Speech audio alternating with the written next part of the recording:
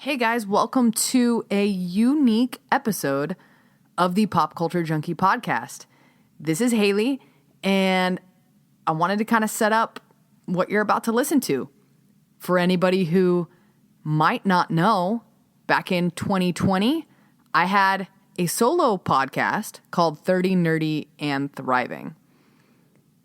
On my podcast, I talked about geeky topics, whatever I loved, whatever I felt passionate about that week.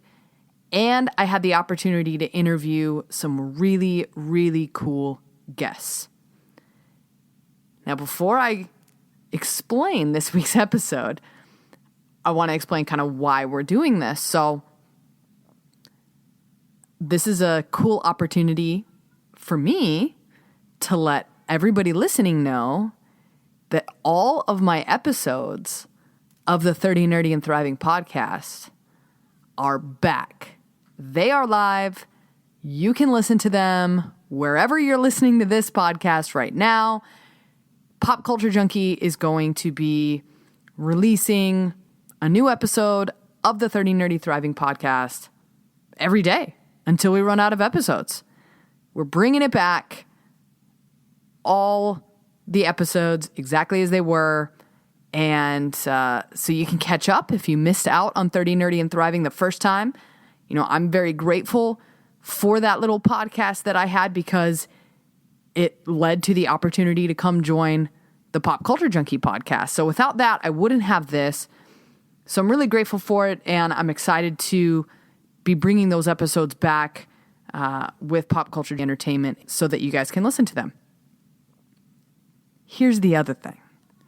This episode that you guys are about to listen to is an interview with Michael Genadry. Michael Genadry was on the NBC TV series Ed, starring Tom Cavanagh and Justin Long and Julie Bowen.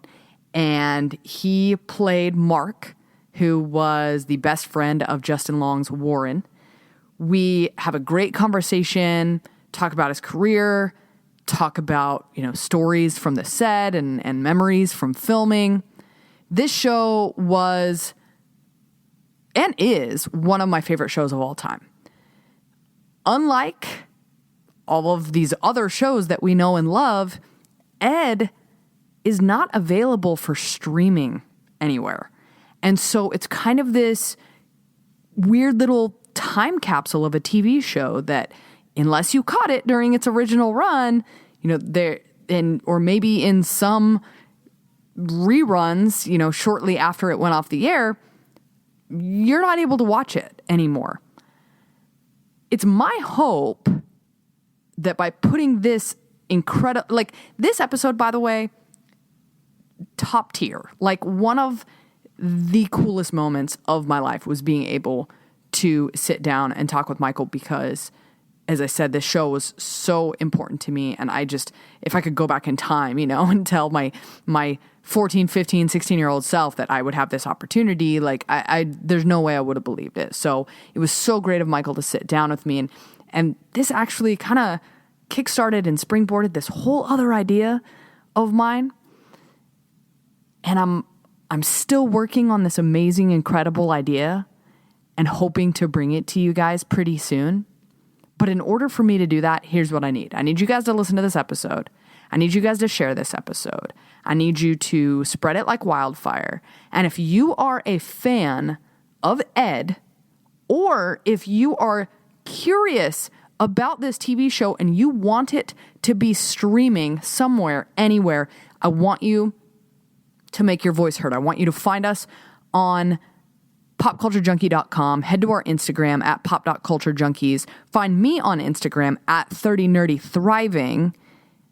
Leave a comment, send me a message, let me know, hey, I love that show, or I'm so curious, I want to learn more about this. And then that way I can keep you posted and let you know about this cool side project that's coming up.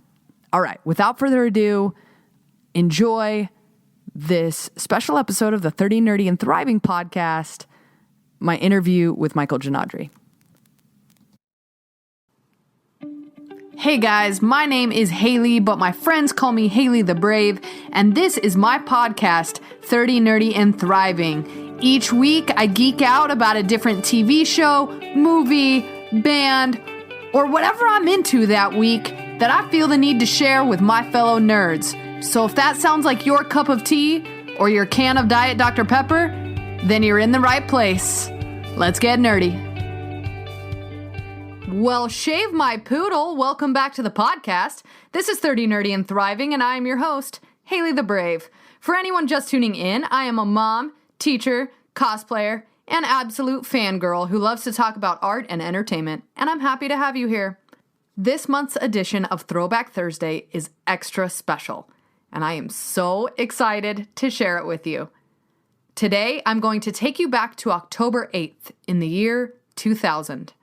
When TiVo and DVR were still new developments. When American Beauty won the Oscar for Best Film. The top Billboard artists were Faith Hill, Santana, Destiny's Child, and Savage Garden. And the world was about to be introduced to the term hanging chads. Best of all, our Sunday nights, then Wednesday nights, then Friday nights, were about to be changed for the better with the arrival of NBC's one-hour comedy drama, Ed. Ed was one of the first TV shows that I discovered on my own. I remember seeing the commercial for the pilot and setting my VCR to record it right then and there. What I didn't know then is how important this show would become to me and my life, and the influence it would have over my hobbies, interests, my job, and even ultimately my career choice. So what made it so special? Ed was created by executive producers John Beckerman and Rob Burnett. It starred Tom Cavanagh as the title character, Ed Stevens, a lawyer who moves back to his hometown of Stuckeyville and buys the local bowling alley. Julie Bowen played Carol Vesey, his high school crush and current love interest, and their will-they, won't-they relationship became the central storyline of the show. Additionally, each episode brought us a new court case, shenanigans at Stuckeyville, the trials and tribulations of careers and parenthood with the Burtons, and the highs and lows of high school with Warren Cheswick and company. The exceptional ensemble cast included Josh Randall, Jana Marie Hupp, Leslie Boone, Michael Ian Black, and Justin Long. Not to mention the supporting cast and a giant list of guest stars including Jennifer Goodwin, Mike Starr, Rachel Cronin, Daryl Mitchell, John Slattery, Sabrina Lloyd, and my guest today, Michael Genadry. Ed received several Emmy nominations as well as Golden Globe noms and TV Guide awards. The pilot drew 16 million viewers, and the show consistently brought in 8 to 10 million viewers each week throughout its first 3 seasons. Ratings began to dip in the 4th season, and on February 6, 2004, Ed aired its series finale. The story of Stuckeyville and the everyman cast of characters resonated with audiences everywhere. Fans made a pilgrimage to Northvale, New Jersey to get a picture in front of Country Club Lanes, or as we knew it, Stuckeyville. They started online communities at Stuckeyville.com, and today, 20 years later, the fandom is alive and well via Facebook groups like Bring Back Ed. Despite numerous fan campaigns, however, Ed has never been available on DVD or via streaming. The Up Network did air reruns of Ed for a short time, but currently the only way to stream the show is on YouTube, courtesy of fans uploading fuzzy, recorded episodes from their VHS tapes. It seems like a lifetime ago that this show united friends and families, taught us life lessons, discussed real-world issues, and left us crying, laughing, and feeling hopeful week in and week out. And even though some time has passed, us fans know that no matter where life takes us, Guam, Borneo, Harrisburg, Pennsylvania, the truth is we'll be making a beeline right back to Stuckeyville. And you know why? Capital E, lowercase d. Now, while this episode is going to be a special treat for fans of the series, if you're new to Ed or unfamiliar with it, you're still going to enjoy this episode. I am so lucky to be joined this week by an incredibly talented and absolutely hilarious human being. You know him from his role on Ed as Warren's best friend and anchor to reality, Mark Vanacore. He also appeared in 2012's Being Flynn alongside Robert De Niro, and in 2013's Admission with Paul Rudd and Tina Fey. Without further ado, welcome to the podcast, the wonderful Michael Genadry. Hello there. Hello, how are you? I'm doing good. How you doing? I am doing so well. Thank you. Thank you for taking the time to do this on behalf of Ed fans everywhere. And there are many of us. And I know that I've been in touch with a lot of them, and they are all very excited about just having any sort of new content to discuss and to listen to. So thank you. Absolutely. No, I agree with all of that. So it's been far too long. So hey, Stuckeyville, how you doing out there? And the crowd goes wild. We love you. I always have to believe that on some, like somewhere out there in some town, someone has been trying to organize a festival of ducks for years and has just been making it happen. I haven't seen any pictures, but I want to believe they're out there somewhere. They've got to be. And every day, so somewhere out in the world, someone's issuing a $10 bet somewhere. Okay, so yeah, we still are. Like, that's something in my family to this day. We still call lettuce lettuce. There you go. We still say burger me when we order our meals. So that's very much alive and well. Absolutely. And I think the fandom is alive and well, despite the fact that we haven't had anything in so long. We're holding steady thanks to those awesome people on YouTube who just keep uploading their VCR recordings for us. That's it. I feel like it's nice to know that at least someone still has a VCR somewhere. Someone's got a VHS collection that's working overtime. Absolutely. So that's it. Funny. If we ever get a digitally remastered collection of this series, like we're not even going to know what we're looking at. Yeah. Was this really shot on film? Like everyone's just going to freak out. Absolutely. I've been rewatching some of my favorite episodes, and it's so funny because at times I'm like, I have to squint to see like who's talking, or the audio gets turned down, or in order to get it not taken off of YouTube, they've been editing out all of the songs. So there's just periods of silence. Yep. Oh. It's like Throwback Thursday every episode. It really is. You're not just showing the show to your family so much as you're just teaching them what it was like to experience home video in the 80s. That's really all you're showing them. It's hilarious. It's very true. Very true. All right. Well, I'll try my best to not take up too much of your time. I've taken the day, so we can do whatever we want. Like I'm a little nervous myself because I have to admit, because I actually looked at my records yesterday and realized that this is actually my first time doing an interview in about 17, 18 years. Wow. No way. So no pressure, Hayley. That's what I'm saying. So okay. We believe in you. We love you. You can do this. Awesome. Okay. Well, I promise to set you up for success. There we go. Well, very cool. So I'll just tell you real quick a little bit about my fandom and why I wanted to do this episode and why I reached out to you. So Ed came out when I was in high school, and I was probably not the target audience for the show, but it was one of those things where I got to watch it with my family. I got to watch it with my friends. And I think because of your storyline and Warren's storyline, like the high school setting, I think it drew me and my friends in more so than if it had just been the adults, right? And it's so funny because I like I said, I've been rewatching some of those episodes, and now obviously I relate so much more to Carol. I'm a high school English teacher, so me and Carol okay. And gotcha. Yeah, so it's been so funny, but like it is one of those things that has just stuck with me ever since high school and remains one of my absolute favorite shows of all time, but also was just so important as far as like this fundamental time period of like me becoming the person that I became. And Ed was like with me because it was on for 4 seasons. All of my time in high school, like freshman year to senior year, was Ed. And so I just really wanted to have real talk. One of the main reasons I started my podcast was so I could talk about Ed.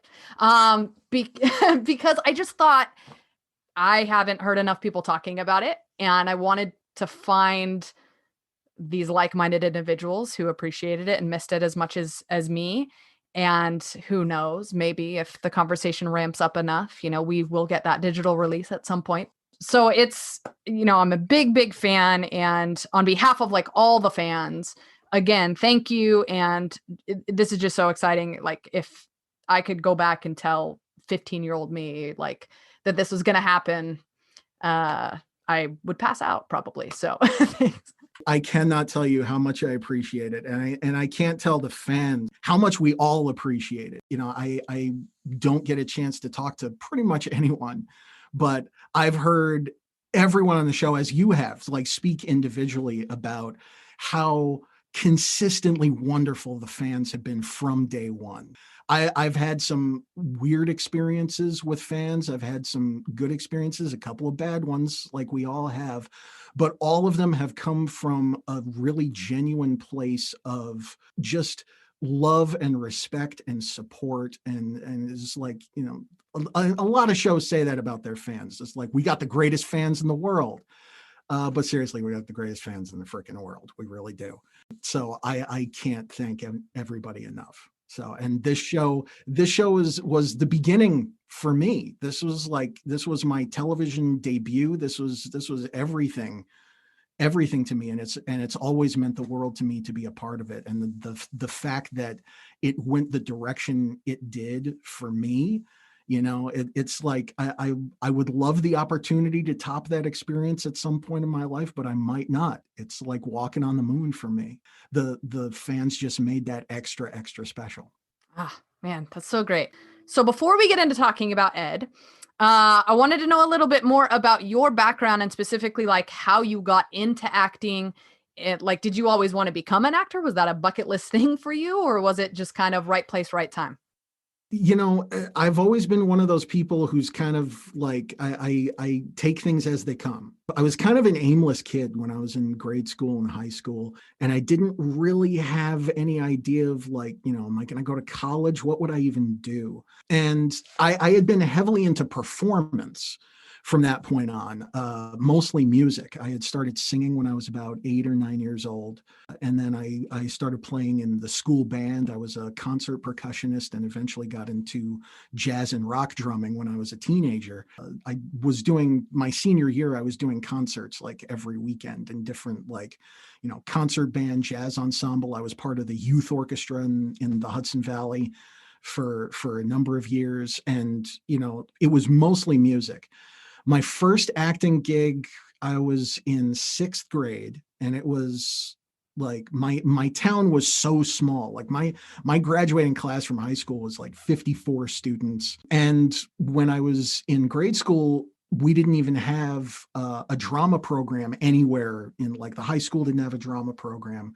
And around 6th grade, there were some folks that tried to create one. And so they started doing musicals, of course, because they have the biggest cast, so we can include as many people as possible. But I was typically one of those people that I was playing like a different character every scene. So it was like, you know, you get 2 acts, 5 scenes per act, and I'm a different character in each one. So it's great. I'm the biggest guy in the cast, the one that you know, and each one I'm wearing a different outfit. The wardrobe people were just tearing their hair out. But that was sort of my introduction to acting. I was a huge fan of movies. I wasn't into television all that much when I was a kid. I was a huge Star Trek fan. I think that was as close as it got. But my parents were really old school, so I was watching a lot of like old TV shows that weren't on the air anymore. So it was a lot of I Love Lucy, The Honeymooners, the Dick Van Dyke Show, like anything that would show up on like your local UHF channel at 2 a.m. That's the kind of stuff I grew up on. Right. But I was an only child, and I was kind of reclusive. I wasn't really good at making friends. I had friends, I had people who cared about me, but I was very awkward in my relationships. My VHS deck was kind of my best friend growing up. And it wasn't until when it really clicked for me that acting might be a direction I wanted to go. I remember this very clearly. It was my senior year in high school. I had just gotten out of doing, we had done a production of Guys and Dolls, and I played Nicely Johnson because I was required to.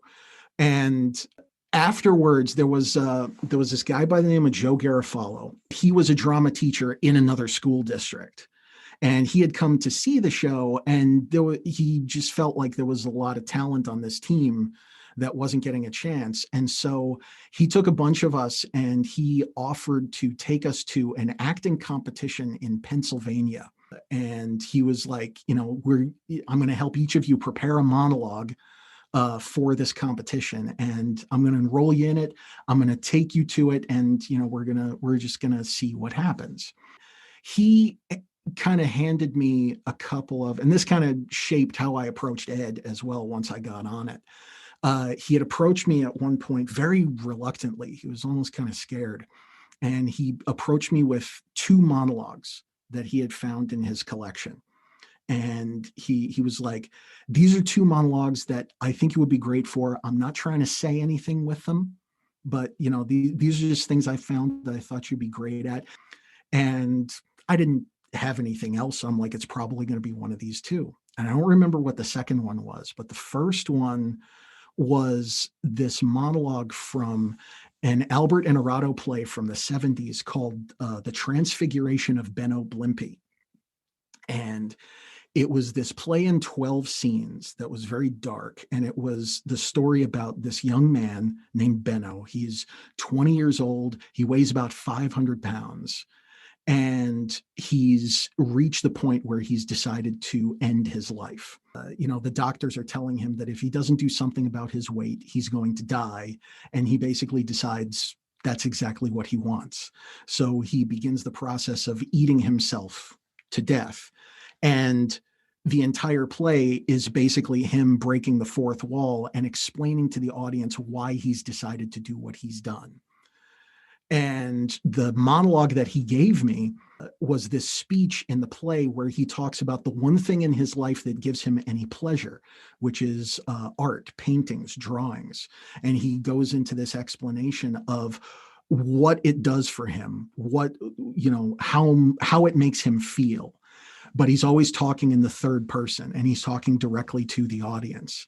And then over the course of the speech, he starts to talk himself out of loving the thing he just said he loves. And by the end of it, he's made this decision that, not to get too graphic, but he's kind of made the decision that he's going to gouge his own eyes out so that nothing will stop him from ending things. And I remember reading it and being like, dude, I just met you, kind of like, you're handing me this. But it was one of those things where it was like, I couldn't believe that someone handed this to me. But at the same time, I couldn't believe that something like this existed. I'd never seen writing like it up until that point. I connected with that material in such a way where I was like, I feel like this monologue is going to hurt to do, but I feel like I need to do it. I don't care what happens with the competition. I just want to challenge myself by doing this. And I remember we were walking out of the competition at the end, and one of the guys who was helping the judges, he had walked up to me as we were walking out. And with everyone else standing there, he walked up to me and he was like, I just want to let you know that the judges had a really difficult time choosing who was going to be first. In fact, you missed first place by 0.3 of a point. Oh, gosh. And I just thought you'd like to know that. And then he left. And I was just silent for the rest of the trip home.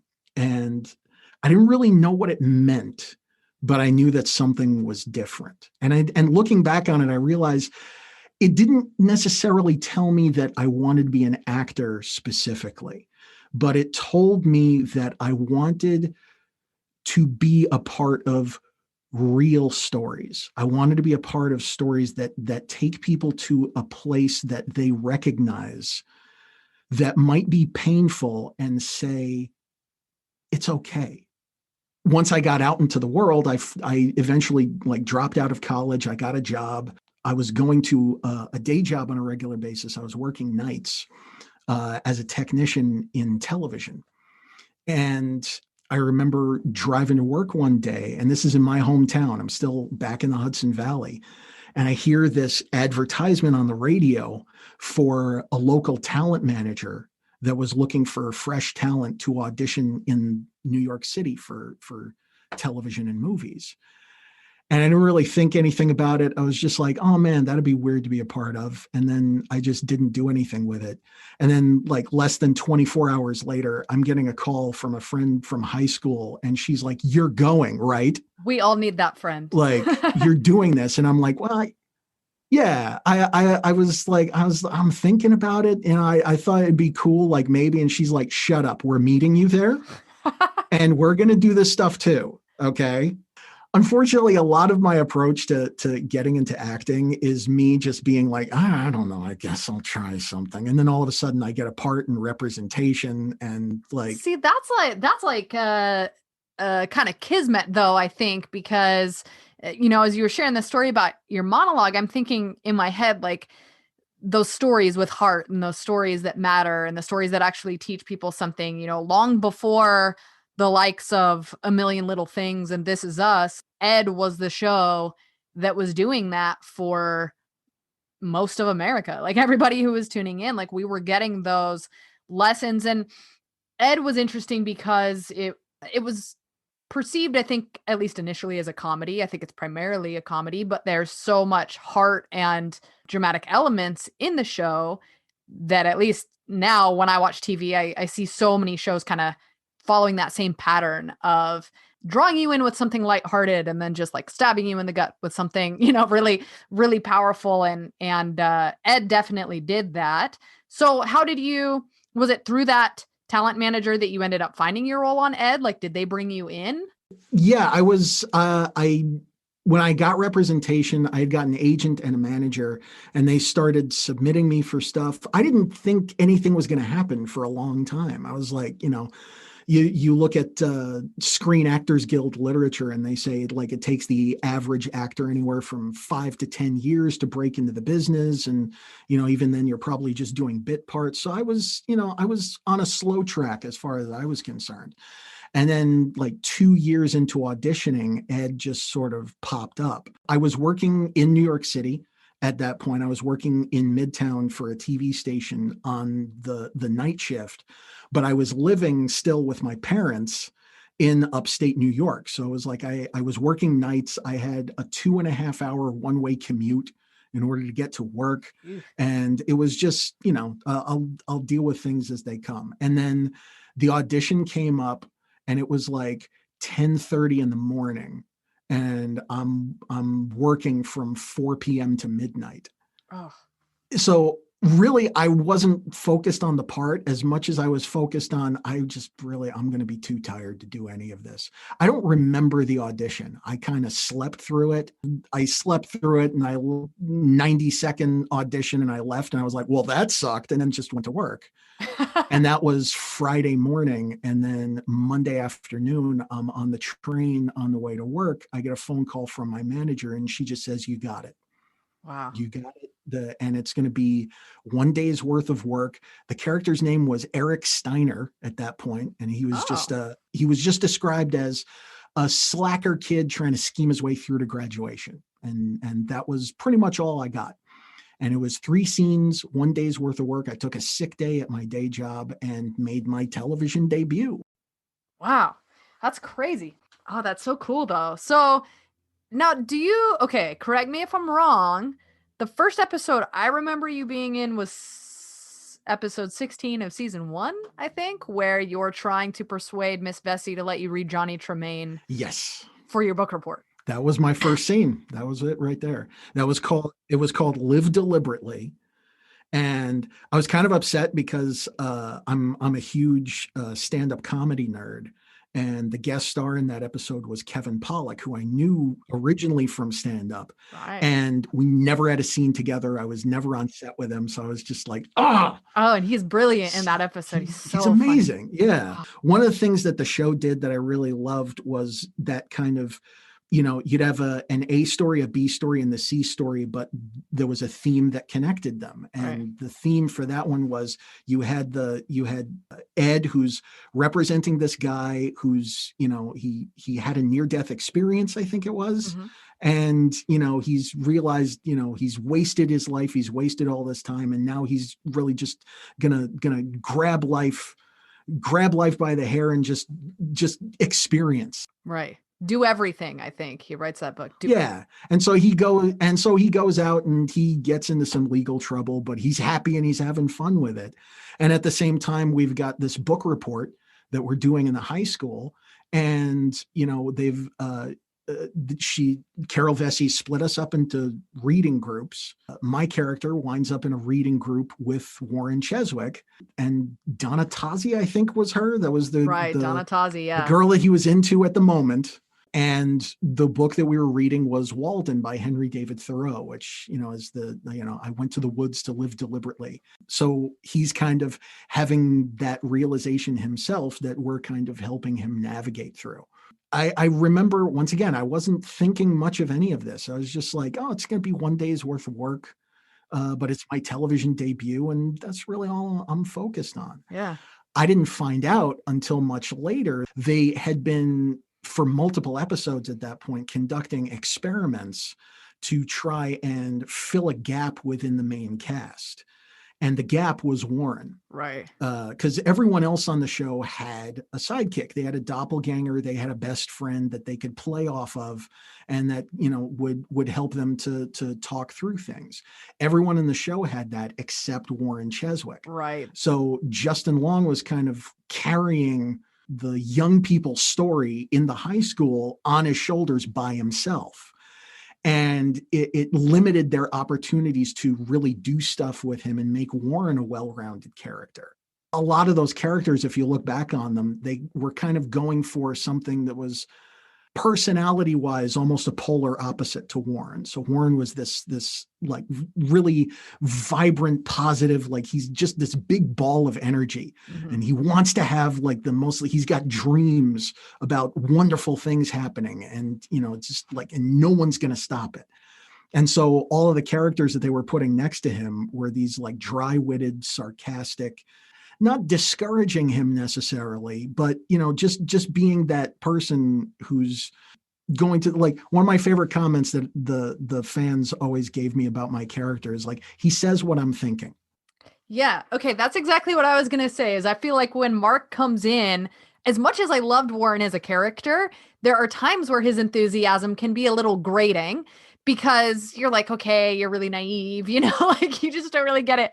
And so when Mark's lines were just so perfectly timed to say things that I think put Warren in his place sometimes, maybe dragged him back down to reality a little bit, or anchored him in reality. But on the flip side, also, sometimes I guess Mark's maybe his cynicism, if you want to call it that, or realism, sometimes served as the catalyst for Warren to prove him wrong and to keep pursuing. Oh, yeah. Right? So I loved it. I thought it was a perfect balance of characters. Yeah. I mean, it was like, there was a certain adolescent ridiculousness that Mark responded to a lot. One of the great things about the dynamic between the two of them is that they were always kind of inadvertently working together to realize that there's value in remaining down to earth, but the desire for something, idealistic or a fantasy or a dream comes from someplace real as well.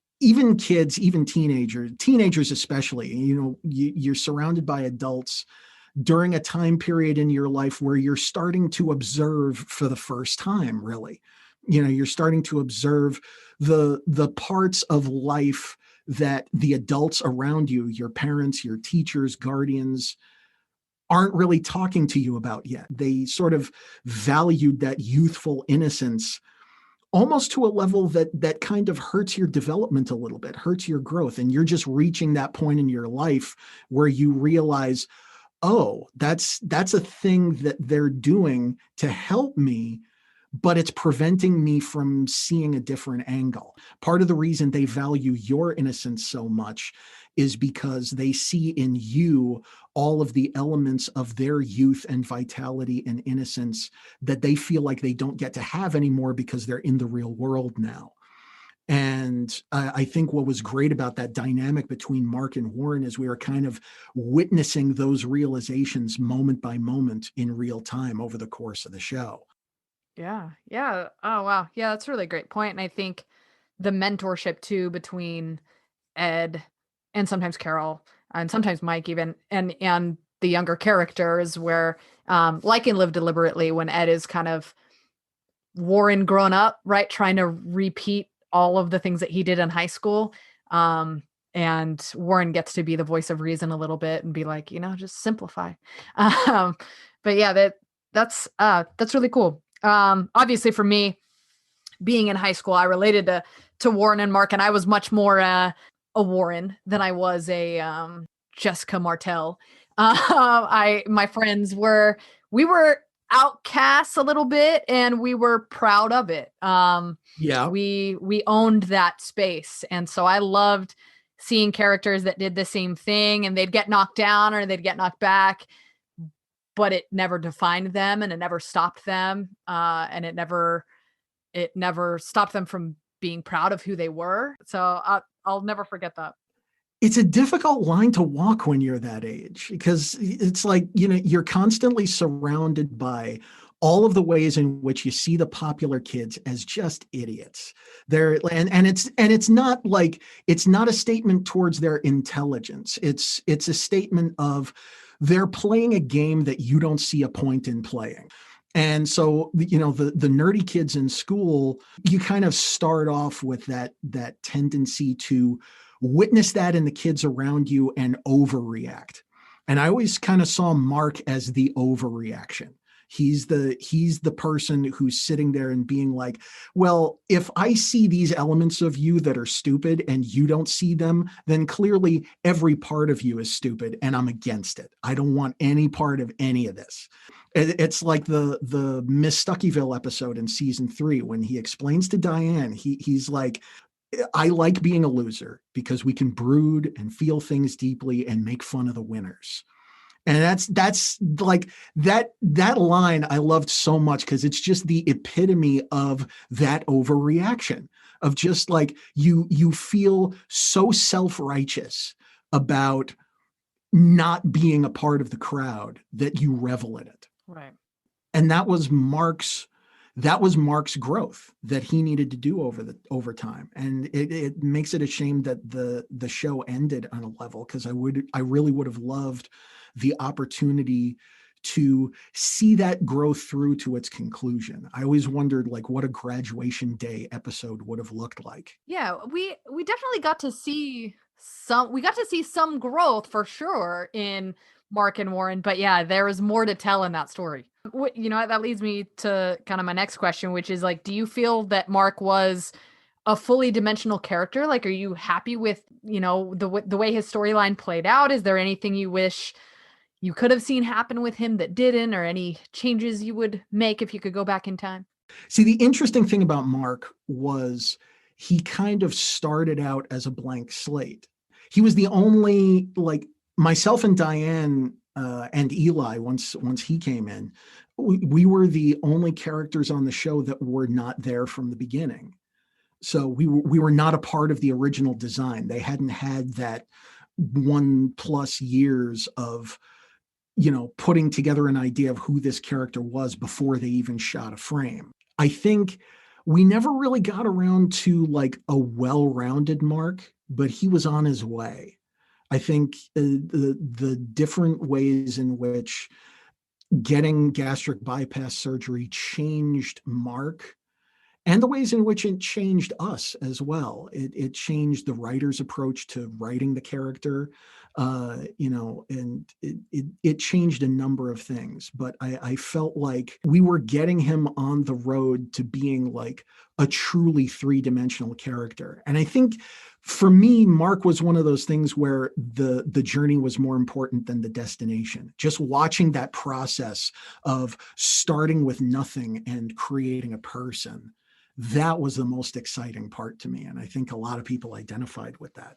Yeah. I mean, by season 3, you were a regular. Your name was in the opening credits. Did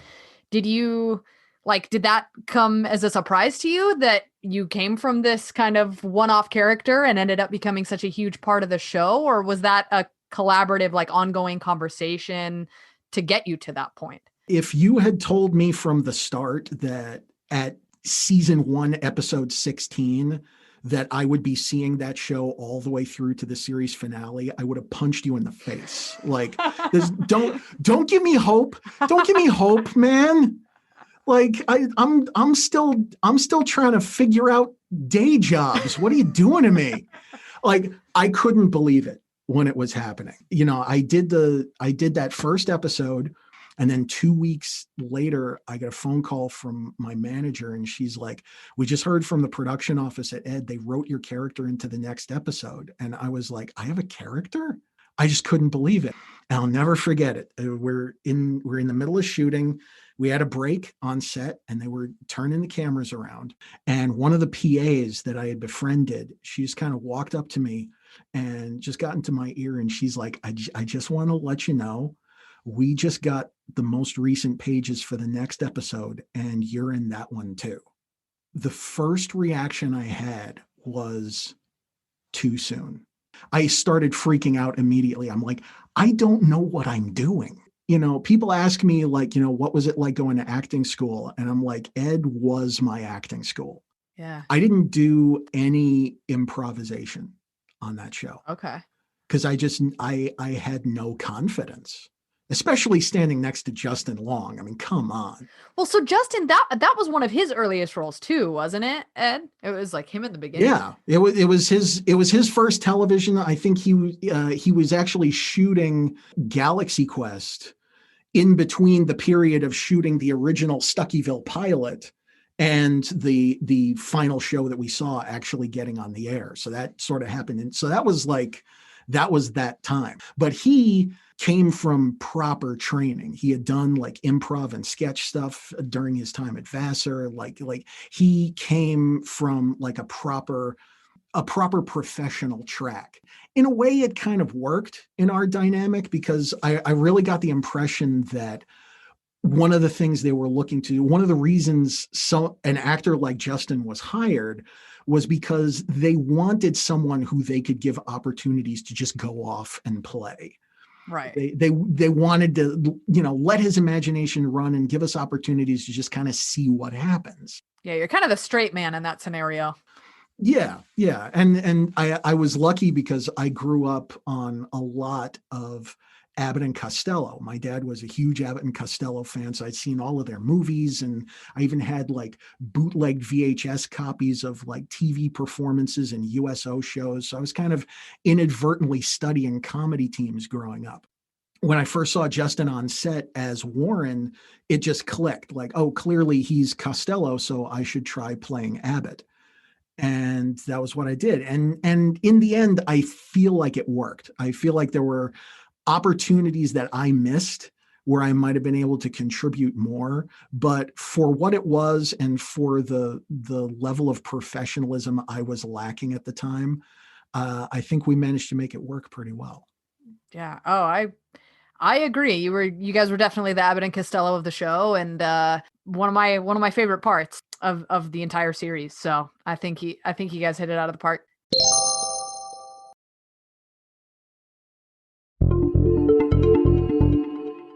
Besides Kevin Pollak, is there anybody else, any guest stars or anybody else in the cast that maybe you didn't get a chance to work with that you wish you could have? I think I was more amazed by the people I did get a chance to work with. The third episode I was ever in, I got a one-on-one scene with Ann Mira. And I was already like a Stiller and Mira fan, even at that age. And that was just like, you know, I think that was kind of the first time in my life sort of being in the same room with a legend and getting to do a scene with her. And she was such like combination professional and sweetheart. She was just wonderful. And she's one of those people that you look at. I'm like, if I'm going to have any success in this industry and be a celebrity, I want to be that kind of celebrity. Just the person who knows when to stand up for themselves, but knows when to just be just a really decent, sweet, giving, caring person. The biggest one I ever met was Christopher Lloyd. And that episode was amazing because it was a twofer, because we had two guest stars. We had Christopher Lloyd and we had Michael Winslow. Oh, right. So it was like Back to the Future and Police Academy put together in one episode. And so like, I remember everybody just geeking out. That was amazing. Those two together, you were just watching like two different types of masters at work. Like, there were so many of those moments. Taye Diggs playing himself in one episode. Cause Taye Diggs is an amazingly good actor, but he's also one of the most gorgeous people that has ever lived. And so like you see him in person, and I didn't even have a scene with him, and I would just see him from a distance and be like, I don't know if I'm allowed to approach him. Is he allowed to be seen around people like me? I don't know. I should check. We had Biff Tannen from Back to the Future as a love interest. He was wonderful. It was one of those shows, like everyone you ran into is one of those things where if you were the type of person who all you ever heard was horror stories about how vainglorious celebrities are, and you spent your time on that set, you'd be like, where are the vainglorious celebrities? Seriously, like these people are terrific. Like Tom Cavanagh and Julie Bowen were some of the most beautiful people I've ever met in my life. And you were just like, dude, you're stars. You shouldn't be this nice. But yeah, that was just the experience we got to have every week. It was incredible. Man, that's so cool. That's so cool. And that's, again, one of the craziest things to me about the show, somewhat disappearing from cultural conversation, is how many people either got their start on that show, their first major role, or how many guest stars were on the show, and just the amount of talent that graced, the sets of Ed. It amazes me. We actually talked about my favorite episode already. Live Deliberately is my favorite episode of the series, because it was the first one that really showed me that this wasn't a show about more than just a bowling alley lawyer. It was that episode. It was really the first episode to touch on a sensitive issue. That episode was really the first time that you saw the show be like, let's talk about a deep thing, and let's play with talking about a subject that's not like insensitive. It's not an offensive subject. It's not a thing that's going to make people feel uncomfortable necessarily, but it's still a subject that could go either way. It could be something wonderful, or it could be something tragic and devastating. And I think it's one of the things that made me most comfortable on that show when we started talking about my surgery and my weight loss, was the show's mandate was always, first and foremost, this has to be about people. These people are human beings. The people who make up a community, they're all human beings. They're all flawed. They're all idiosyncratic. They've all got their own things going on. We can really talk about any subject we want and keep it lighthearted and fun, but also keep it like real and explorative and informative, as long as we keep it about people. Yeah. So speaking of that, I want to ask you, so I'm in this group on Facebook. I have to say hi from everyone from the Bring Ed Back group on Facebook, over 1,000 members strong, posting every day their favorite clips and pictures and things from Ed. And very nice. Hi, Bring Ed Back. Hi, Facebook group. I love you. We all love you. You're one. I mean, hey, everybody that does that stuff is still wonderful to us, the people that still talk about it. So a lot of them were really excited that I was going to be talking to you. And so they submitted some questions. And so you mentioned, your storyline with Mark chronicling your own weight loss and your surgery in real life. And Greg in the Facebook group, he asked about that. He said he would love to hear about that journey, and he himself had weight loss surgery several years later. So just following up with that, kind of what was that like? Obviously, that's something that is so personal and is happening to you in real life, and then is playing out on TV for everyone to see. Was that empowering? Or was it terrifying? I think it would have been a lot worse than it was had I not had the support that I had. I think one of the reasons I felt comfortable doing it was because of how much I trusted the people who put together the show. I had been looking into gastric bypass surgery for a while. My dad got his surgery around the same time I got mine, but we had been talking back and forth together for about a year before I made the decision to go for it myself. And originally, and it's horrible to say this because it would have really screwed a lot of people if I had done this, but I wasn't going to tell anyone. I was gonna see if I could like schedule it during a hiatus. Like I'll get the surgery at the beginning of the hiatus. I'm basically a 24-year-old, 10-year-old at this point. I have no idea how to communicate with others. It would have been a huge mistake if I did it that way. And luckily, I never got a chance to do it that way because in the hiatus between seasons 2 and 3, I get this phone call from the production office, and they're saying, Rob and John would like to meet with you in person in their office. You're not in trouble. They just want to run an idea by you. And, there was a part of me that's like, I'm getting written off the show. I don't, it's like, anything can happen. And then there was a dumb voice in my head that's like, I'm getting hired at the bowling alley. I'm becoming a law partner somehow. I have no idea. But I didn't know what was going to happen. And so I went into their office, and Rob and John, who had always been sweet to me, I walk in and both of them seemed kind of nervous. It was like they turned into like this weird comedy team themselves. They were like, we want to talk to you about something. John, you want to let them know what we want to do? And John is like, no, that's okay. If you want to talk to him, that's fine. And it's like they kept tossing back and forth. I'm like, what's up, guys? So they looked at me and they were like, well, we had this idea for your character, and if you're not comfortable with it, then we never said it. Like, we were just throwing this out there. We were considering the possibility of maybe writing your weight loss into the show. They didn't really preface that of like where this idea came from. We never really got that far. But I was like, oh, in my head, I was assuming like, oh, they heard that I had talked to a couple of people on set about, maybe considering the surgery.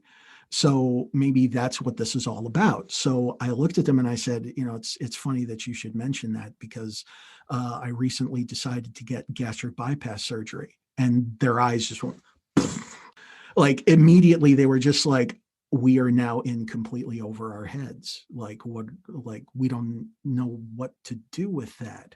And I found out later that they were just talking about like Weight Watchers. Like they were thinking like maybe creating a storyline of like, maybe like diet and exercise, something. It kind of starts out like that with the conversations with Diane, right? In the beginning. Yeah. And it was partially them trying to play with an additional storyline, but it was also partially because they were catching the dailies every day and noticing that I was struggling on set. And the biggest struggle, believe it or not, was the romantic scenes between Mark and Diane. The scene where Mark and Diane have their first kiss, and you can actually see it in the finished product in the episode. I was having a lot of difficulty breathing. It took place on the staircase of the high school, and I had to actually walk down a set of stairs to get into the scene. And after doing that about 6 or 7 different takes, I was flushed. I started to look way nervous than Mark should have been in that moment. And so it was really bad. So they were starting to be aware of it. And it was literally just a conversation they were having amongst each other of they wanted to keep me on the show. They apparently liked me, but they were like, maybe we can use the show to provide him with some assistance and some support. And, in the process of it, we can talk about it with Mark as well. Maybe that would feed that character a little bit. And to their credit, because I think any other show, the second they heard that someone's going to be making as big of a change as gastric bypass surgery, any other show, they would have been like, okay, well, thank you for coming in. And it was good to see you. And then the next script, it'd be like Mark falls into a wood chipper, the end. And like that. And I think any other show would have gone in that direction. But these guys different. And so they just approached me and they threw it in my hands and they said, whatever you want to do, however you want us to handle this, we'll follow your lead. We're here for you. We want to support you. Rob Burnett actually got me in touch with the guy who became my dietitian, and they helped me find a good, reliable surgeon to go through the entire process. And they were like, whatever we can do to help, we want to help. However you want to cover it on the show, that's how we'll talk about covering it, but we're not going to do anything unless you're comfortable with it. And I think that level of support just opened up everything for me. Wow. That's such a cool story. I mean, talking about a show that was about people from the very beginning and telling these real stories, I think your story and Mark's story with the gastric bypass surgery was one of the realest things to happen on the show. Obviously, not only because you were going through it in real life, but because of the way that they handled it, which, I remember after the surgery, there's the whole plot with Mark's friend who's considering getting the surgery and Mark dealing with the guilt of being the poster boy of gastric bypass and not wanting to promote that to other people for fear of the risks associated with it.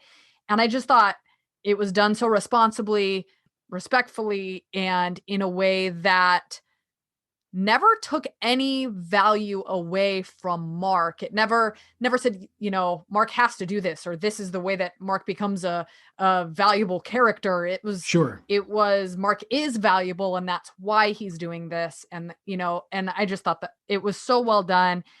And some of those scenes, like with Mark and his dad, they were tough. They were tough to watch and really emotional. And, it was cool as a fan because you feel like you're going on this journey with him and you're proud of his progress. And it was just really cool to see. Yeah, it was difficult. Like I really credit the writers for finding a really good balance, because on the one hand, you wanted to cover this as realistically as possible. And like that was part of the reason why I said, let's just give Mark the surgery, because they were like, thinking, maybe Weight Watchers, maybe, some other program. We don't have to necessarily do the surgery. And I'm like, if we're going to do this, let's do it as realistically as possible. And once again, we got to just make this about Mark. This is a thing that Mark is doing for himself. He's not trying to suggest what is the right or wrong thing to do. We're not trying to give even the slightest impression of, we're trying to set an example for others. And I think that's what made that episode that you talked about so important, where they introduced Jimmy Wrestler and we started talking about the whole poster boy thing. That episode, which I think out of all of the episodes we did about it, is the one I love the most, because it was clear that episode came from the writers watching what was happening to me in the media while I was doing all of these interviews and they were covering the surgery, because I was getting questions from the media about not just my experiences with the surgery or my experiences being obese, but everyone's assumptions of what we meant by talking about it on the show. There was a lot of assumptions being thrown around. Like the first TV interview that I did was on the Donahue Show on MSNBC. And the Donahue Show was it was a panel show in front of a live audience, and you're talking about a specific subject over the course of an hour. And the first interview was me. And so I'm sitting in front of this live audience, and this is my first time being interviewed on camera. And I've never done it before. So I don't know what to expect. And I'm this timid guy who's like, I don't volunteer a whole lot of information. I don't talk all that much. And he asked me a whole bunch of questions that were, relatively, when did you start getting fat? What was your heaviest recorded weight? What made you decide to get the surgery? A lot of basic questions. And then I start seeing out of the corner of my eye, the floor director is giving him the 30-second signal, 30 seconds to commercial. You got to wrap it up. And at that point, he hits me with this question, and I'll never forget it because it pissed me off. do you think kids should get this? And I was like, a couple of things. First off, the second he said it, I knew it was the question he wanted to ask me the whole time. Like that was where he really wanted this to go. Like, and he saves it until the 30-second mark. In 30 seconds, we're going to go to commercial. No one, even if you had an answer prepared, no one could answer that question in 30 seconds. Right. And have it be a useful answer. Like it was just ridiculous. It was never about, what are we saying about should kids get this? We didn't approach gastric bypass surgery as a political topic. Right. When we were making the show. It was just supposed to be about Mark, but Mark was 17. You're giving the first time on television that a fictional character is getting gastric bypass surgery, you're giving it to a 17-year-old. And once you do it, and once you air it, that moment doesn't belong to you anymore. It now belongs to the world, and the world gets to interpret from it whatever they wish. And so that was when I found out that there was this entire group of people out there who saw us giving the surgery to a 17-year-old, and immediately they were like, they're trying to influence our children. There was an entire media apparatus out there that kind of wanted me to be the poster boy. They were in search of a poster boy for this. And it was partially them wanting someone like that, and partially people in the entertainment industry just assuming that that's what I wanted. Right. Thinking, oh, well, if you did this, then you must want all the attention for it. Yeah. You wouldn't talk about something this personal in public if you weren't looking to profit off of it. Right. It was so offensive on every level, but I didn't have what it took. I wasn't adult enough. I wasn't experienced enough to put together the words to say anything about it.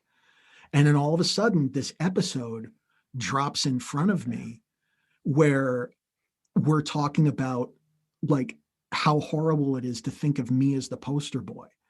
And it was like feeling seen. Yeah, you're like, this is what I've been trying to say this whole time. Yeah, it was like I didn't know how to find the words, and the words are here in this episode. And so that to this day, that episode means more to me than anything. And even Wallace Little, the guy who plays Jimmy Wrestler on the show, I remember he and I having extensive conversations about it through that whole thing. And I'm still getting interview requests and all this stuff is happening. I think shooting that episode sort of helped me figure out how to get to the other side of that hurricane. Yeah. Wow. That episode, it's really powerful, and it puts the cap kind of on that story for Mark. It doesn't really get revisited again after that. And I thought that was good because, yeah, Mark was more than that. And you were more than that. Want to go back to Jennifer Goodwin as Diane. And Mark and Diane's relationship and their love story, which is one of the cuter love stories, I think, on TV, especially with high schoolers, because usually high school TV romances annoy me, but not Mark and Diane's. I liked theirs. So Whitney, another fan from the group, she wanted to know at the end of season 2, when there was kind of the love triangle going on between Diane and Warren and Mark, were you team Warren or were you team Mark? Oh, man. Oh, I love that question. Oh. I mean, let's face it. I think I've always been team Warren needs to relax a little bit. I think that's the best description of it. I mean, honestly, I think one of the best things about Ed was that there were no teams. I think that was one of the things that people really identified with, is that, like, you could be comfortable in a relationship like Warren and Mark's, even when things get heated, because that there really isn't a team Warren or a team Mark. They're there for each other. That was an important thing about the show as well. Like, there's nothing wrong with fighting between friends, between family. Fighting is always a good sign, because you don't fight with people you don't care about. That was a really big part of all of that. Like, you weren't really focused on which one of them is going to get to have Diane. Diane decides who gets to have Diane. Right. What you were really concerned about was, are they still going to be friends after this? And it was hilarious because it changed my dynamic with the fans. First of all, like prior to that time period, I was running into people on the street and it was just very basic. Like, oh, are you that guy on Ed? Cool. Can I have a picture? And like pictures and autographs and that kind of stuff. Then that happened and people would walk up to me and they were like, are you that guy on Ed? Why you gotta take Warren's girl like that, man? It's like, it was hilarious. I love the scene at the carnival, like at the end of season 2, where Warren comes to his senses and he realizes, like, if I don't have them, I don't have anybody, and I'm being an idiot. And I just think it's such a relatable thing. And Mark and Diane are just having that reaction to him, are like, have you gotten over it? Are you with us now? Can we go back to having fun? Yeah. Yeah. They were just waiting. They were just waiting for him to deal with it. Yeah, they knew he would eventually, but he had to work through some stuff. Now, you say there's no teams, but I will tell you that there is a big debate over Team Frankie versus Team Carol. And I was surprised to learn that because I was always Team Carol. I felt like the whole show was leading up to Ed and Carol getting together. Yeah. But I was surprised to learn that there is quite a big section of the fan base that believes that Carol did not deserve Ed and that Frankie was the one who should have ended up with Ed. What are your thoughts?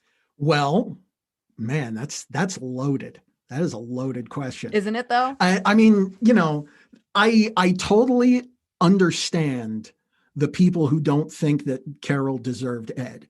Because there is that kind of traditionalist like attitude of, well, if she really deserved him, she would have realized it in high school. Right. Like, he's the same guy. Yeah. He's like, no one like matures in their 30s enough to like not be the type of person to walk into your classroom in a suit of armor, right, with flowers and a camcorder. That's the same guy. Yeah. Why did it take you this long to wake up? Of course you don't deserve him. But at the same time, I understand wanting him to be with Frankie because there's just enough of an element of free-spiritedness with Frankie that you see more of a chance of Ed getting to keep the vibrant, high-spirited nature that makes Ed. Right. There's that feeling of like he's going to have that more long-term with someone like Frankie than with someone like Carol. But at the same time, there's also that realization of the problem with free spirits is they usually wind up desiring to be free. Mm-hmm. And so, Frankie kind of increases the chances that that's not going to end well. Yeah. Somewhere in another dimension, he and Frankie have had a relationship, and in one dimension it ended great, and in one dimension it ended poorly. There you go. I'm sure it existed in fan fiction somewhere along the lines. Yeah. I mean, to me, I always felt like Ed and Carol had to end up together. It was the crux of the show, but also I think, like you said, there needed to be balance in a relationship, and Ed and Carol balanced each other out. But I think that their relationship, along with Warren's growth and Mark's growth and what happens to the Burtons and just their whole plot line, with Mike getting his own practice, I feel like one of the main lessons of the show was this idea of not selling yourself short. Not, Warren always saw himself as less than. And so he was always trying to be something bigger than he was when being himself was good enough. Carol always felt like she didn't deserve Ed because of just who she was and how she hadn't really formulated this kind of strong identity in and of herself. And, that goes on and on and on. Even Ed chasing after Carol from the very beginning was, I deserve the dream. I deserve the dream life that I've wanted since I was a kid. And so I think that's one of the most powerful lessons that always stuck with me was go after the thing that you want because you're worthy of it and you deserve it. And whatever that may be. And we see that in the whole cast, in Phil working at the bowling alley, in I can't think of his name. He worked at the bowling alley with Phil and Shirley and then left. You're talking about Kenny. Yes, Kenny. Yeah, when Kenny when Kenny gets so close to bowling his perfect game and then he just walks away from it. Oh, that was the best. That was the best departure ever. That was like, I loved it. If there was any character that deserved to walk away a legend, it was Kenny Sandusky. Yes, I loved it so much. I loved that they gave Kenny this amazing exit and that his story was like, it was worthy. It was like a worthy story of this. And I just love that. I love that Shirley got her due. Like everybody, Eli's whole plot when he comes in and how low he feels about himself and about his transformation of breaking out of his shell and seeing the value in himself again that others saw in him all along. Like just over and over and over again, this recurring theme of not selling yourself short, seeing the value in yourself.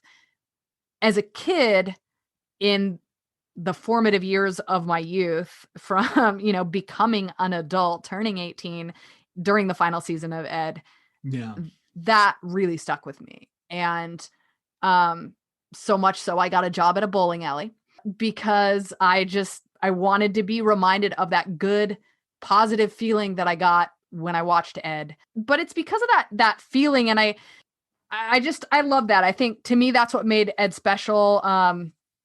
John Beckerman said that Ed was a place to reflect on what is good and silly and fun about life. And I think there will always be a place for that, or I hope there always will be. Yeah, to me, I feel like there's been nothing like it. The positivity, the positive messages, the real life storytelling in all the while using quirky, off the wall, bizarre humor that would just crack you up and have you in stitches. I really, really, really, really miss it. And I just think it was one of the most special and unique shows ever. But what for you, being on it, what made it so special for you? Like when you talk about Ed, what is like the thing that you think sets it apart from all the other stuff out there? As a show, I think what really sets it apart is a lot of the things you just said, and that it really was about settling inside of a town and letting your love of that group grow. I think one of the things going back to the conversation of Carol versus Frankie, one of the points that you made about Carol not deserving it is that she didn't feel like she deserved Ed, but part of the reason that she didn't feel like she deserved him was because there was still an element of that old high school small town game that she played back when she was the popular girl in school that was still kind of ruling over how she saw her life and how she saw the world. Whereas Ed was a person who was never immersed in that in high school and got away from it. He left. He went to New York. He had a job. Like he experienced the outside world and came back. And he came back a more well-rounded person for his experiences there. But he did come back in search of something. And part of what he was in search of was Carol, but not the Carol he remembered from high school, the Carol that he saw when he looked at her and realized that she was always capable of being. And so it was kind of an underlying theme of the entire show of, the show itself just being about patience, finding people in this world that you care about and realizing that the best way to help them is to be there for them and be patient as they make changes and as they try to figure stuff out in the world. Because we're all on our own journey with our own issues, our own problems, our own misconceptions about life and about the world, trying to figure out our own stuff. And the only way we're going to get to the other end of that is if we've got a community around us that says, go screw up. Like screw up, have your bad experiences, we'll have our fights, but you can at least rest easy in the fact that we're here and we're always going to be here. We're here for each other.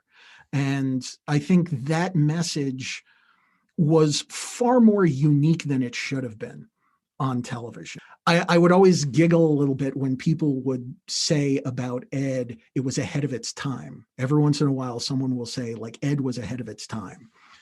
ahead of its time is a really romantic notion, but it's really just kind of a nice, polite way of saying, we don't know how to market your show.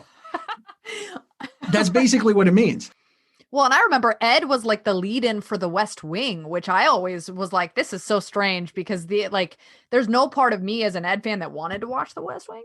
And I'm sure there were people that did watch both of them, but yeah, it was not the same thing. It was not, Brooklyn Nine-Nine leading into 30 Rock or something. It was completely different genres. Yeah.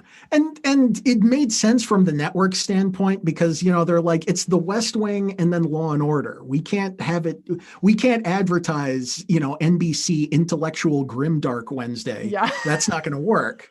We got to have at least a little bit of fun on Wednesday night. And so that's kind of. So we'll throw some waffles at the window and then we'll get into the really gritty crimes. Yeah, exactly. But it made sense also because, it was a dramedy. So you could kind of keep it attached to the drama that's going to come in the shows afterwards. Yeah. But it was also kind of a lighthearted sort of you're settling down into your evening. I remember realizing Ed was like a big deal when I went to school, and I hadn't really been talking to anyone about it because I didn't assume anyone was watching it. And I was sitting in student council and I said, kind of jokingly, hey, did you guys ever notice that our Spanish teacher looks like this guy that plays Ed? He looks like this Tom Cavanagh guy. Everyone in my whole student council just starts like in succession naming off $10 bets, just like all in order because they'd all been watching it.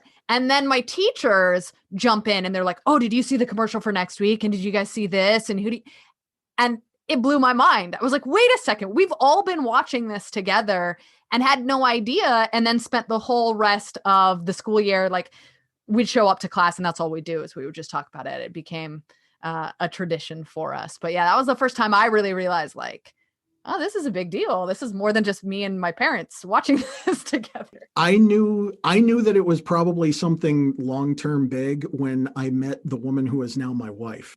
The story she tells is funny because at the time, after Ed got canceled, I was pretty much done. I wasn't getting any other work for a bunch of different reasons. But I went back to like day jobs and, just kind of the working class life. One of the things that I was doing, I had moved to Los Angeles by that point. And my first wife and I, we were the building managers in the apartment building that we were working in, that we were living in. And she was a student at UCLA. And she and a few friends were looking at an apartment in our building. And I didn't find this out until much later, but she had apparently come with her mother to check out the apartment, and I was the one who gave them the walkthrough. And the entire time I'm showing them the apartment, they're kind of sneakily looking at each other like, doesn't he sound like that guy? Like, I'd had so many people up to that point who like saw me out in public. And they were just like, I saw you and I didn't think you were you. And then I heard your voice and I knew. And so that's what was going on with them, apparently. How funny. Much later on, after like we had been friends for a couple of years and then we started dating and then I met her parents. And the day that I go to meet her parents, she's like, I just want to warn you in advance. They're Ed fans. It's going to come up. It's going to come up. They're going to say something. I have told them to behave. And like, they're going to try and curtail it a little bit, but I'm just saying at some point you might get some Ed questions. Just be ready. And they worked so hard for like the first couple of hours to not say anything. And then they eventually mentioned like a little Ed something. And I was like, sure, go ahead. And then 6 hours later, I've told them everything. At some point, I forget exactly when it was. I decided that I was going to present them with a gift just to say thank you for everything. And I had presented them with a thing that a lot of us got after the show ended, which was we had each gotten a bowling pin that everyone in the cast had signed. That's awesome. And so I just kind of presented them with that, and they've got it on their mantle, and it's like one of their favorite pieces. And it was like, great. But going through that entire thing with them, that was when I realized, like, this is going to be a part of me forever, and I am more than okay with that. I love it. That's awesome.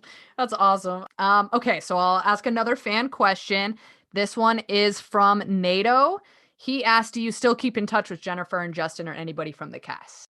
I haven't kept in touch with anyone, and it's my fault. Like I said, I am so terrible. I was so scared when I was on the show. I was very worried about being a burden on others or approaching people. Like I was so lacking in confidence that I never really developed relationships with everyone. I think all of my experiences were just people like just really lovingly tolerating me. And there wasn't a single person on that show that I had a problem with. I didn't dislike anyone. I would love to contact all of them. I would love to try. Justin and I never got to have that kind of friendship. I would love to have that. Ginny's career, I've been watching like crazy. I was a huge Big Love fan. Her stuff on Once Upon a Time was wonderful. And, every time I see her in something, I'm just so happy. I'm so proud of both of them. I think it's time for an Ed reunion. That's my vote. I think it's time to get the band back together. I'd be more than happy to host a panel discussion if anyone wanted to put that together. So cool.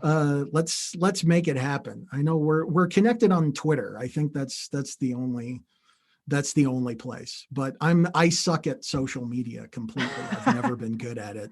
I think, right now with everything with the pandemic and having to readjust the way we communicate and everything, thankfully it's afforded, me this opportunity to have this podcast and chat with you, which will go down as one of the coolest experiences of my life. So thank you for that. I tried really hard to be as brilliant as possible. So I hope I've succeeded. Well done. Well done. Oh, man. David asked, who in the cast is most like their character in real life and who is the most different from their character? Ooh, okay. Most like their character, Tom. Absolutely. Like Tom is it was like kismet putting those two together, Tom and Ed. Nearly all of my memories of Tom Cavanagh involve music because he always had an acoustic guitar with him. I was in the high school, and for the first season, the high school was on location, so we were not on set. So I never actually got to see the set of Ed or the bowling alley or any of those things until much, much later. My first memory of Tom Cavanagh was in the bowling alley, and they had been filming. But they were sort of in between, and he was relaxing. He was sitting in Video Village, which is where they set up everyone's chairs to sit in front of the monitors and watch what's going on in the camera. He was sitting in Video Village. I'm not making this up. He was sitting there by himself with an acoustic guitar singing Britney Spears covers just to pass the time. Oh and God. I just walked in. And I'm like, that's Tom Cavanagh, and that's Hit Me Baby One More Time. I don't know what's going on, but I love it. And I'm honored to be a part of all of it. The night that we shot all the stuff on the Ferris wheel, that whole thing, it was the middle of March, and we were trying to pretend it was the middle of June. And so it is freezing cold outside in the middle of the night in northern Jersey. And we were shooting until the sun came up. And it was a whole difficult sequence because there was like 3 cars that were taken up. There was Mark and Diane in one car, and then you had the Burtons in one car, and then you had Ed and Carol in another car, and a crane cam that was following them, shooting the different parts bit by bit. And in each of the cars, just so that we could talk to the director and ask for any assistance, each car had a walkie-talkie so we could speak to them. And then out of nowhere, and I love him for what he did in this moment. Out of nowhere, Tom just picks up the walkie-talkie, changes it to the channel that all of the tech crew is on, so that his voice can boom throughout the entire fairgrounds, and he just starts making up songs. Like he just came up with a line, and he's just singing like "Roll the goddamn camera" because the actors are all freezing, and he's just bouncing. And Julia's just sitting next to him. I'm like, I'm on the clock, so I'm doing it too. And she's like dancing along, and I'm laughing so hard. Like Ginny thought I was gonna die. She thought I was like, I was worried I was gonna collapse the entire thing and kill everybody. But it was just, it kept us warm while we were sitting up there, and like everyone in the crowd loved it. And it was just, it's a lot of weight to carry on your shoulders when you're the star of a TV show. When the show is named after you, that's a lot of weight. And he really recognized that, when you're number one on the call sheet, there's an opportunity and an obligation to, when you're not acting, try to be a positive force amongst everybody. And he was just naturally brilliant at that at all times. He just made everyone feel better whenever he was there. That's my best memory of him. That's great. Your other question, least like their character, I would have to say Rachel Cronin, who played Shirley Pifko. Okay. That wasn't even a performance. That was a transformation. Really? She was nothing like that character in any way. And Wow. It was like an on-off switch. Like the second they said cut, she was Rachel again. And the second she said action, she was Shirley. And it was just astounding. Gosh, I really think that Shirley might be my favorite character in the whole show. She shows up in the most unexpected times sometimes and killed every scene that she was in, like completely stole it. Okay, this is the last fan question, and we'll see. It's the question that I get from pretty much everyone anytime I talk about Ed. I'm pretty certain I already know what the question is. This comes from Cody, but I'm going to put Cody asterisk. Every Ed fan on the planet asks, yes, do you know the real reason why Ed is not available on DVD or via streaming, or who we can reach out to in order to make it happen? I know at least the word among the fans is that it had something to do, at least initially, with music licensing and the rights to the music. And that's why it wasn't initially put out on DVD. But I do know in recent years, some other shows who face those same challenges, they would go back and they'd change the music in the scenes or something so that they could re-release it. What's the deal? Why don't we have Ed anywhere? Well, okay. Like how deep into the business do you want to go? Because there is an answer to that question, but it's very complicated, and it's a lot of business stuff. Music is definitely a part of it, but I think it has less to do with what music was used and more when the show was on the air. Because you got to keep in mind, like we were on from 2000 to 2004, and that time period of 1999, 2000, 2001, that was the peak when like Napster and BitTorrent and file sharing was in the process of decimating the revenue stream of the entire recording industry. The lawsuit that the music industry had against Napster, that was 2001. So we were like end of season 1, beginning of season 2, which is why during season 2, all of a sudden we had the theme song changes. Yeah. And while we're on, just to put it out there, poor Clem Snide. I mean, like the band, they're a great band. Moment in the Sun is a terrific song. They're still out there. They're on, check them out on iTunes. They're on Spotify. They're making albums. They're a terrific band. They didn't deserve what happened. The recording industry, they really only make money from two revenue streams. They've got retail sales and they've got music licensing. So when the revenue from one goes down, the price of the other goes up. And so, it really has been in the stratosphere this whole time. But that's actually been good news, because over the last few years, since like 2017, roughly, the recording industry has started to see consumer spending go back up again, because the recording industry has kind of started to figure out how to monetize the internet better. they're starting to figure it out. And I think in terms of getting to see the show again, I think that's really going to help to kind of bring those licensing prices down more and more until eventually it can be cost effective again. I have no insider information. I haven't been talking to anyone at the network or at the studio, so I'm speculating like everyone else, but I've had enough business experience to kind of connect the dots a little bit and see what's going on. And I think what's counterintuitive is that when you think about it, the reason you've never seen Ed on DVD is also kind of the reason we were able to stay on for 4 seasons instead of just 1, because television is first and foremost about advertising revenue. The commercials are really why the show exists. The show itself, gets you to watch, and then the advertising is what they use to pay their bills and pay our salaries.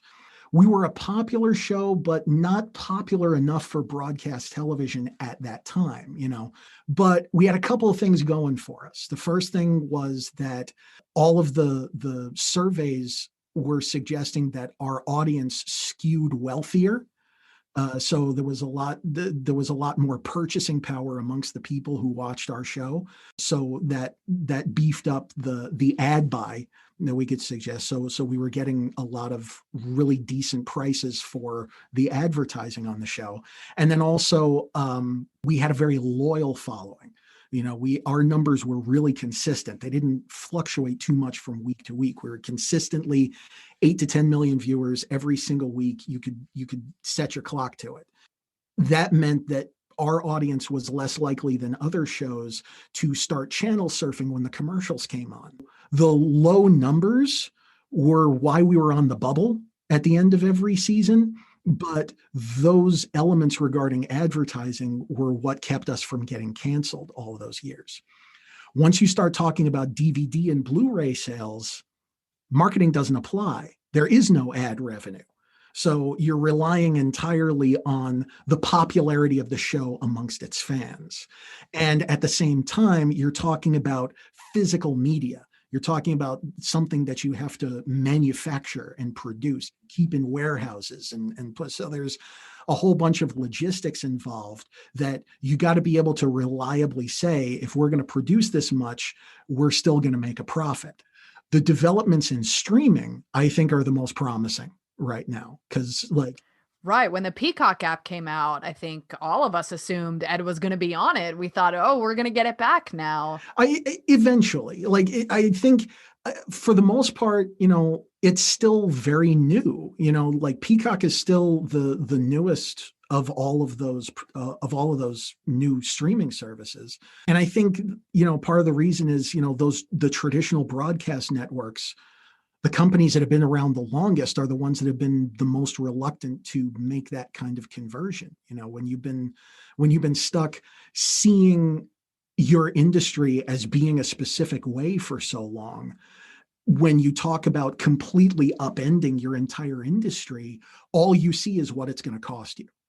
All you see is how much it's going to hurt to get you to the other side of it to a point where it can actually be profitable for you again. And all of it is guesswork. It's all predictions of where we think it's going to go. So there's been a lot of experimentation. And especially for a show like Ed, it's very difficult because we were produced by 2 companies. The production company was Paramount Television, which was a division of Viacom, but the distributor was NBC Universal. And both of those companies have rival streaming services now. Oh, right. That's true. So who's going to get the licensing? But I think, viewers are, as they start dipping into their back catalogs, viewers on these streaming services are eating through those back catalogs so quickly that, both of those companies are eventually going to reach a point, probably sooner rather than later, where they realize, if we want to have new stuff to show, we need to start talking about those shows we haven't talked about in a while. I think it's only a matter of time. And Ed's going to be back in the conversation again. And then before you know it, maybe this conversation will help. Maybe this episode is going to be like, hey, Get this out there, pass it out to all of your friends. Fingers crossed. Fingers crossed. Every Ed fan listening, send this to everyone that you know so that we can get Ed back on streaming. To everyone who won't speak to you anymore because you won't shut up about Ed, send them this episode. Tell them Mark Vanacore sent you. Okay, so would you ever want there to be like an Ed reboot or an Ed revival, or do you think it's like better to let it lie and just let the original speak for itself? I think it's better to just let it lie. I mean, I feel like I always get wary when you talk about reboots or anything like that, because it's kind of what separates a show from feeling dated to feeling like a time capsule. Some things are just better left the way they are. And I've had some of my favorite things be revived or rebooted or have some sort of continuation. And sometimes it's hit or miss. But for the most part, I feel like it has done more harm than good. And so even though it's tempting to capitalize on nostalgia, I think it's good to leave Ed what it is and let it be that time capsule, like you said. But if there was an Ed revival or we get an Ed reunion and we got to pick up with the characters now in 2021, what would Mark Vanacore be up to today? Oh boy, I feel like he'd be a writer. I always did kind of get the impression when we were creating that character that he was almost kind of an extension of the writers in a way. Because like, once again, he was saying what people were thinking. You know, we did have those moments, especially when we covered the surgery of like making him a gourmand, like he's really into like sophisticated foods and that kind of stuff. But I don't think that means he would be a chef. I think it means he'd be more like a food critic. He's the person who likes to go try awesome food and then write a confusing article to tell you how much it sucked. It is so spot on to his character, being able to kind of tear other people down for being wrong and all the while tasting all the delicious foods in the world. I love that. That's it. He's gonna sit in that restaurant for 2 hours and try like 6 different courses and just be like, oh man, oh, this is wonderful. And then go back to his hotel room and be like, you know, just like capers were too salty, 2 stars. Oh, that's great. Oh man. All right. Well, the fans want to know, do you have any current or future projects coming up that they can follow, that they can support you? I've been focusing mostly on writing ever since my father passed away in 2017. And ever since then, I've been kind of rejiggering my life. And it's put me in more of a position to try and be more creative. So I've been focusing a lot on writing. I am still trying to get into acting. It's been an opportunity to try and figure out to delve into more creative outlets. So I'm looking to see if I can possibly, write and get picked up a TV series of my own, or, maybe a feature film of some kind that I've been working on. For the most part, it's like I'm on Twitter. I have a Facebook page, and I'm always looking out for folks. So if anything comes up that I managed to get going on, anyone who follows me out there is going to be the first to know. Awesome. So awesome. Thank you so much, Michael. This has been the coolest experience ever. I guarantee there's a lot of people that are excited to listen to this, and I'm sure we'll find you on social media and ask you a bunch of follow-up questions. Well, we got the fans out there. We got to keep our hope together. And I really think, like I said, it's only a matter of time. We're going to be back in Stuckeyville celebrating together before we know it. Yes. All right. Well, my next project is to try to put together that reunion panel. That is going to be my next bucket list item. So I am there. I'm there. I'm on it. Keep me posted. Will do. So, and I'm going to keep listening to you, Hayley. I've really appreciated your show. I'm a TV nerd myself, so I have so much fun with a lot of different programs. You actually talked on your show about a few shows that I need to check out myself. So thank you so much. It was so nice talking with you, and I wish you the best of luck in your writing. And obviously, I'll be following and cheering you on all along the way. Thank you, Hayley. I had a blast. Take care. You too. Bye. Bye. You guys, how cool was that? Was that not the coolest thing in the entire world? Yes, it was. Thank you so much to Michael Genadry for being willing to come on the show and share the behind-the-scenes stories and geek out over Ed with me. I had an absolute blast. I truly appreciate it. It was so much fun. Don't forget to go follow Michael on Facebook and Twitter. I put the links to his profiles down in the episode description. If you've never seen Ed and you want to see what all the fuss is about, search for Ed full episodes on YouTube and join in on the fun. Ed fans, let's keep the ball rolling. Please share this episode with everyone you know. Let's make that Ed reunion panel a reality. Let's plan our own festival of ducks. We can cater it with waffles and fine Corinthian turkeys. Let's do it. Spread the word, spread the love. Let's bring back Ed for a whole new generation. Okay, before I let you go, $10 if you give me $10. Okay, not really, but if you want to support the podcast, buy me a coffee. The link is in the podcast description to donate. Help me pay for Squadcast or Zoom Premium so I can interview multiple people remotely at one time. Okay, seriously though, $10 if you yell, "I love kitties" at the top of your lungs. Again, you can call in and leave a voice message for the podcast, and I might just play it on next week's episode. That link is in the episode description, of course. And finally, $10 if you order your next meal in rhyme. And I expect a full report. Message me and tell me how it goes. You can find me on Instagram at 30NerdyThriving, or on Facebook, 30Nerdy and Thriving, or on Twitter at 30NerdyPod. If you're listening to this episode, please take a screenshot, post it on social media, and tag me in your post. I would love to link up with all of my fellow Ed fans. Thank you guys so much for liking, subscribing, rating, reviewing, and most of all, for listening.